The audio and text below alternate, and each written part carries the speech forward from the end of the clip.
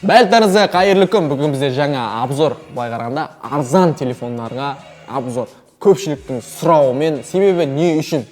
Себебі осы уақытқа дейін біз біраз арзан телефондарға шолу жасаған болатынбыз. Оның бәрі біздің YouTube каналда тұр. Көрем десеңіздер, көріңіздер. Бұл сол телефондардың қасына тағы біреу болып кірейін деп жатыр, құрамына кірейін деп жатқан телефонымыз.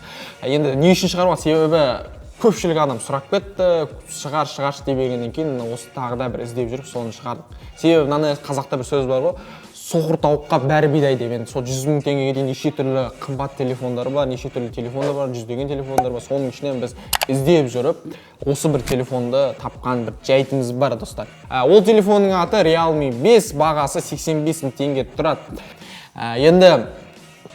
Енді сұлулық жүрек кілті дейді. Бұл телефон дизайны енді анау айтқан бір Samsung Galaxy S20 Ultra болмаса да дизайны. Бұл iPhone сияқты болмаса дизайны бір өзіне сай, ұялмай ұстап жүруге де болатын телефон, былай қараған кезде. Ұялмай кәдімгі көпшіліктің алдында ұстап жүруге болатын телефон. Экран диагоналы 6:5, телефон материалы толық пластикпен жабдықталған. Бұл әрине кемшілік болуы мүмкін.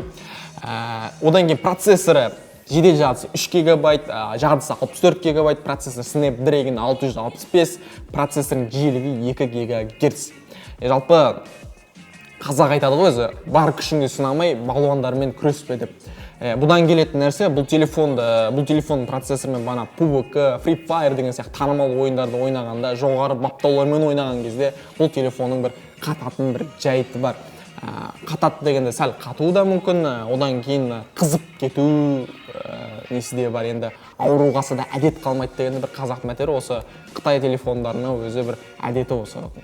Енді бұл жағы түсінуге де болады. Енді арзан осындай бағаға бұндай бағанағыдай процессор қойып, бағанағыдай өзінің мүмкіншіліктерін беру деген сөз, бұл өте үлкен бір жетістік десек те болады. Енді бәрі халық үшін жасап жатыр, сондықтан да түсініспен қарауға болады. Енді интернеттегі жалпы ғаламтор желісіндегі бұл телефон жайындағы пікірлерді қарайтын болатын болсақ, бір аса көп ешқайсысы бір кемшілікті айта алмаған. Себебі 85 000 теңге телефонға кім қандай бір кемшілік айтады. Енді iPhone 400 000 теңге iPhone алып, соған айтсаң болады. Немесе Samsung S20 Ultraға айтсаң, мысалы 600 000 теңгелік, неке соларға айтсаң болады.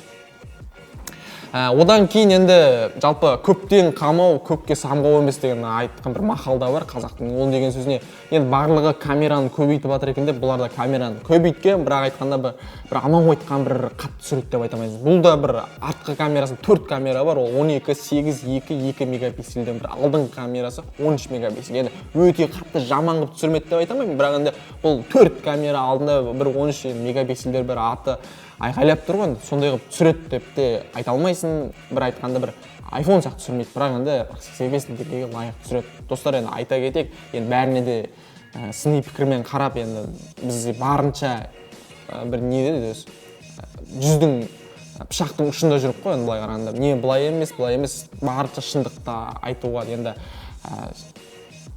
ардан аттап кетпек деген барынша оң солы бар, қандай шыны бар, қандай несі бар, соның бәрін айтып жатқан. Камерамен түсірген кезде өте қатты неғып жүреді, бетіңді өзі бояп жүре ма, сондай нәрселер бар енді. Былай қарағанда орта деңгейге лайық. Солай түсінсек бар. Одан кейін NFC бар, бұл бір артықшылық деп айтсақ болады. Не үшін? Себебі арзан телефондарда бұндай бір NFC қою деген жоқ. NFC деген ол телефон арқылы төлем жасау. Бірақ енді біз Қазақстанда бұл нәрсе керек па, керек емес па, оны айта алмаймын. Себебі барлық тұрғындарда Каспи бар. Бұны білмеймін, NFC көру керек былай қараған кезде. Баста ми жоқ болса екі аяққа күш түседі деген бір қазақтың бір мақалы бар ғой. Енді процессор сәл нашарлау болғанмен бұның барлығы бұның қуатын мақтап жатыр. Яғни қуаты 5000 миллиампер сағат. Былай қарағанда бір үлкен, яғни бір күнге жетеді. Тоқтамай бір күн кәдімгідей қолданатын болсаң, барлық нәрсесі істейтін болсаң да бір күнге жетеді. Себебі батарейкасы 5000 миллиампер сағат деген сөз. Бұл үлкен бір жетістік деп айтсақ болады. Енді барлығы интернетте пікірінде қарайтын болсақ, барлығы айтатын нәрсе осы бір қуатын мақтайды бәрі. Енді бұл телефонды бәрі сол бағанағы қуатына қарай алған секілді деп кейде ойланып қаласың. Бәрі мақтап жатқан бәрі сол. Енді минус жағынан келетін болса, кемшілік жағынан келетін. Бағанағы мен жоғарыда атап өткен кемшіліктерін айтқан. Енді біз оң сарасын айттық, енді барынша бізге түсіністікпен қарайды деп ойлайсыз, енді ананы да жамандадым, мынаны да жамандадым деп. Енді біз ертең кемшілігін айтпай қалса, ертең бізге ренжіп болмасын деген секілді ғой, достар. Бар нәрсенің ешқандай нәрсе мүлтіксіз идеальный болмайды дейді ғой. Сондықтан да барынша түсініспен қараңыздар. Достар, осымен біздің арзан телефон және тағы бір обзорымыз аяқталды. Айта кетейік, қайталап айтайық, бұл жалғыз ғана осы телефонды ал деген нәрсе емес. Осы күнге дейін біз бірнеше рет обзор түсіргенбіз арзан телефондарға байланысты. Ол жайында біздің YouTube каналда тұр, соны қарап ақтарып көрсеңіздер де болады. Енді осымен біздің обзорымыз аяқталды, достар. Енді келесі кездескенше қош сау болыңыздар.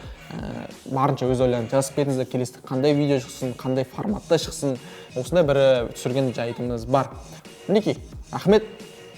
Менің өзім оқырмандарыма ризамын. Бірге 10 мың оқырманға ерте арада жеткізейік. Сондықтан да каналға тіркеліп, барынша лайк, комментарий аямастан достарыңызға таратып қойыңыздар. Рахмет. Так, келесі